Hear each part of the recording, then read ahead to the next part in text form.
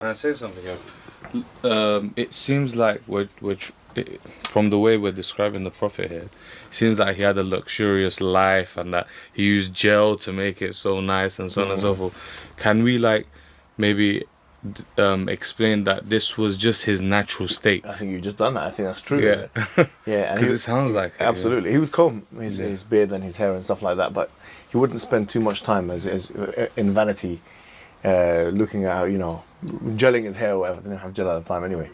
But can I get the book back, Ali? Is it possible?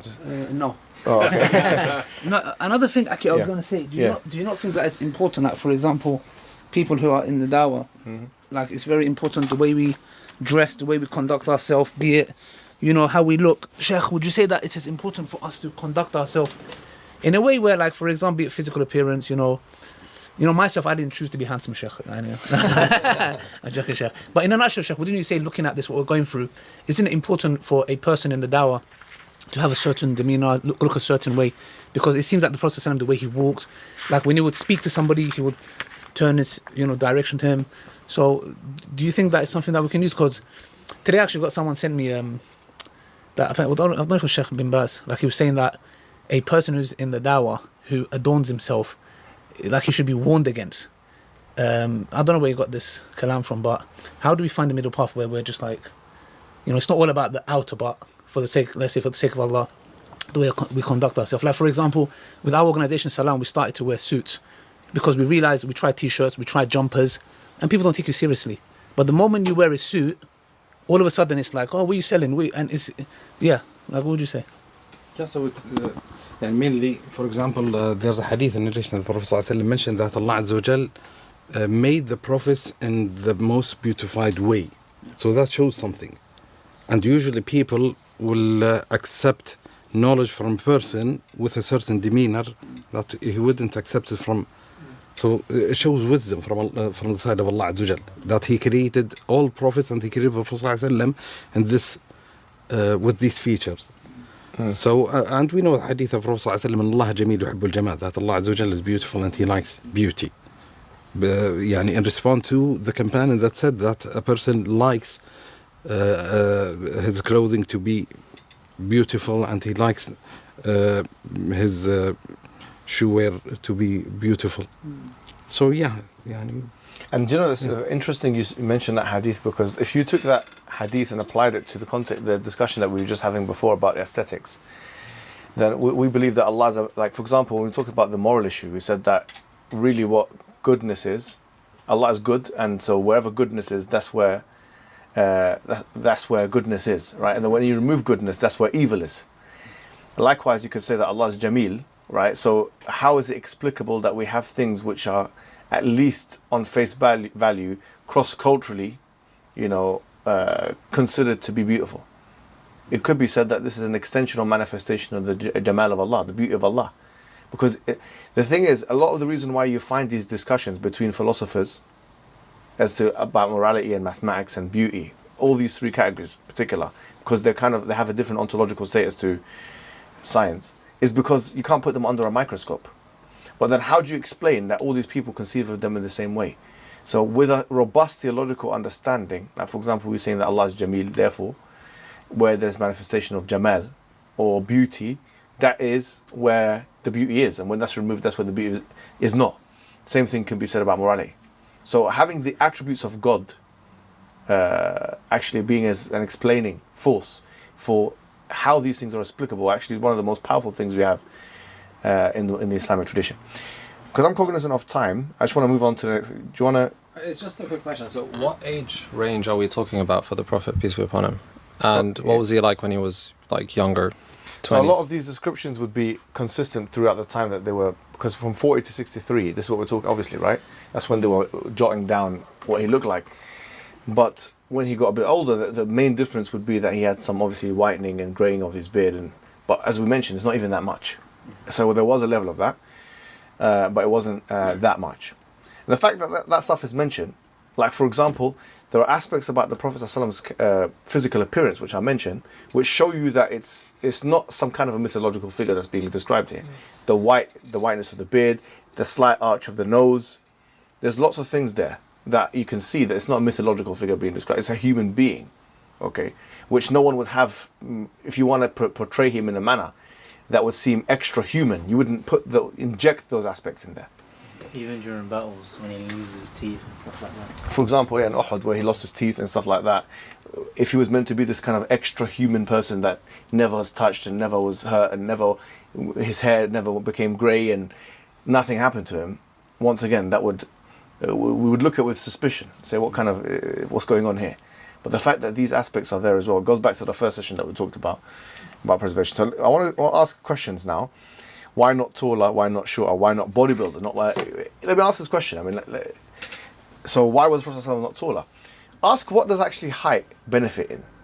Okay, so really and truly, if you look at, for the sake of argument, the sports that human beings play, where height is actually an advantage, there's only really a few sports, if you consider it. Like basketball is an obvious one, right? Being a goalkeeper maybe in a football match. Being a footballer, height is not actually advantageous. Otherwise, the best footballers will be the tallest ones. In fact, probably the opposite is true. Yeah. Some of the best footballers are the shortest ones. Like Messi is probably 5'6" or something. I don't know. Maradona and so on. It's not really that. So where there's kickboxing, there's a correlation. A lot of the kickboxers were tall and they had long legs. But even then, like with boxing and stuff, if you look at the Mike Tyson, 5'10", 5'11", if you look at the majority of UFC champions, for the sake of argument, MMA champions, they're not actually 6'5" and over. They're not. And even that's the heavyweight division. Wrestlers are not the tallest people in the world. Swimming are not the tallest people in the world, although Phelps had a very high... If you look at Phelps, for example, who's the best swimmer of all time, he was tall, he was about 6'3", but he had a very unusual, he had like a Johnny Bravo type body. So his lower half, he had short legs and high torso. That's why he can, do the thing. So he had a very... But Allah didn't send the Prophet ﷺ for the NBA. No, it's the case. So why does he need? Like I said, if we're playing the law of averages here, on a sports level, what is the most? If you could ask the question, what is the most advantageous body type? I would say it's the mesomorphic. It's the mesomorphic body type, unless we're talking about very specific sports where height is required, or the opposite, where shortness is required. There are some sports where being short can be advantageous. I don't know of them now, at the top of my head. Jockey. Yeah. Jockey? Yeah. Is that right, yeah? Yeah. Okay. Like F1 driver. Yeah, maybe football, bro. Maybe like what considers to be like below 5'7" or 5 foot, whatever, where you got a lower center of gravity, it might be good. Even some kinds of wrestling. Look at Brazilian Jiu-Jitsu, for example. One of the best of all time, Marcio Garcella, or if I'm saying his name wrong, but he's like 5'6" or 5'7". Bro, Sanchai, we're talking about kickboxing. Sanchai, who's seen as the best kickboxer of all time, is 5'6". He's 5'6". That's how tall he is. But he takes out the tallest and the most lanky of opposition. It's Sanchai. So being tall, there is this misnomer that somehow being tall makes you. It's actually overrated in the current age. So people say, why isn't he taller? Why should he be taller? What function? What is the Prophet ﷺ doing? The Prophet ﷺ is engaging in war. Okay, fine. If he's engaging in war with swords, then are the ones fencing, are the best fencers the tallest ones? Not necessarily. Surely there can be some kind of an advantage of having a longer reach. I'm not saying so. There isn't. Of having a longer reach when it comes to fencing and sword fighting. There would be some advantage. But we haven't got the information here. But reach is different to height, by the way. For example, if you look at... Volkanovski's, I don't know what his reach is, probably 74 or something like that, but he's quite short. Volkanovski. Alexander the Great was tiny. He was 5'5" or something. Oh, really? Yeah. He's really small. But like, for example, a lot of these, McGregor is like 5'8", but he's got like 76 reach. So, reach is different and then there's the difference between the arm reach and the leg reach. So anyway, these are all things. But what I'm saying to you is that being tall is overrated in the current society. So why then want to impose something which doesn't have really any functional value and say, why was he not taller? Because a lot of people will be asking, why is he not taller? Why should he be taller? It's not like being taller is going to give you that much advantage. The second thing could be said which is, why was he not more muscular? Well, if anyone knows anything about sports, they know that being muscular is actually cumbersome and unfunctional. Now look, for example, just at boxing, for the sake of argument. Anthony Joshua was he would be considered a muscular boxer.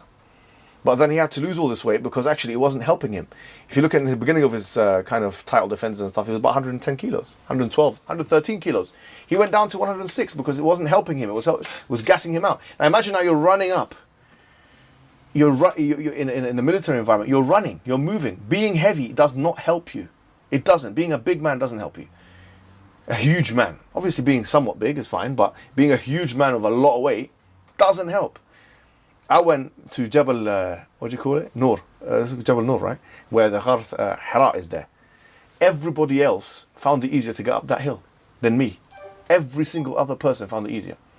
I found it hardest to get up the hill. At the time I was 125 kilos. I'm telling you, the reason why is because of the gravity and the weight and stuff. So imagine now, even for something as simple as the Prophet ﷺ going to the Ghar, it would have been difficult for him to do it. I was actually finding it was a strenuous workout. It was a strenuous workout. So being that heavy and muscular and stuff, how's that helping anybody? So I think people now overrate the muscular frame. There's no reason for, but surely they all said he was athletic frame. They all said he was athletic frame. So if he had that athletic frame, he has everything that is required for his mission. It's the long story. So these are just some things. I know some young people are thinking about this in the back of their heads. You can also say like Andy Ruiz, a fat Andy Ruiz beat Anthony Joshua. Yeah. Like, that says a lot, you know. Yeah, his cardio was probably insane as well, right? Yeah. But still, he was fat. You know what I mean? Yeah, exactly. So body shape is not always, doesn't translate into functionality. Everyone knows that. It's becoming a joke when they put these kind of, if you go online, bodybuilder versus. See a bodybuilder versus a BJJ guy. Like, for example, a Carl Froch. I don't know. Golovkin. I don't know. Get me a guy that's 65 kilo, 70 kilo, but at the highest level of boxing. 70 kilo. And give me Ronnie Coleman. Who would win in a fight? Is there even a question? It's no question. He would be completely demolished. The boxer would win. Or let's say, for example, a BJJ practitioner. A small guy, Gordon Ryan or something like that. Put him next to, I don't know, like your biggest body, Jay Cutler. Who's going to win in a fight? There's not even a question. No one's going to ask that question seriously because they know that muscle doesn't translate into functionality. So being a huge prophet and stuff, it makes no sense. It makes no sense. In fact, that is really, bodybuilding is more, and even Arnold Schwarzenegger said this himself. He said bodybuilding is more of an art than a sport. Because what you're trying to do is it looks nice if you, within certain contexts, it looks nice. And there is some level of functionality to it. You are stronger by having that much muscle. But the disadvantages en masse, like on balance I should say, is actually more than the advantages. A lot of them die because steroid uses. If you want to get to the highest level, you have to take steroids. This body that you're seeing now is a steroid body. Like, you know what I mean? If you look at the natural, in the early 20th century, 21st century, 20th century, George, what's his name? Atlas or these kind of Charles Atlas. That body is completely different to bloody what happens in the 50s, 60s, and 70s. So what steroids does, it changes the game completely. And so you couldn't get to that level. We are now seeing freaks of human beings. That could never exist in any other time in human history. The most muscular men of today are the most muscular men of all time. The most muscular, there's no human epoch where I had Ronnie Coleman in it. There's not, except for the one that we had. The Greeks used to... they were big and strong, but nothing like Ronnie Coleman. They didn't have those steroids. They didn't have what we had. I mean, if you just look at the 60s and 70s compared to the 2000s in terms of Mr. Olympia, there is a massive difference.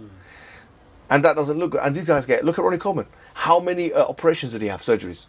He's on a wheelchair. He's on a wheelchair, the man. Yeah. So it's not something which shows you. I mean, what's the advantage of that? There's no longevity. No longevity. It doesn't. Frankly, it doesn't even look good. No. In my opinion. But I can see within the parameters of bodybuilding why it would look good. Like if I had got myself into the cultures, okay, or whatever, I can see, okay, this is good and this is whatever. But for me, it's not functional. It doesn't do anything. Now moving on. So let's go to another question now, which is what is virtue? Okay, and I've just skipped. We're going to go back to the characteristics of the Prophet Muhammad and all that kind of stuff. But we talked about the physical characteristics of the Prophet Muhammad.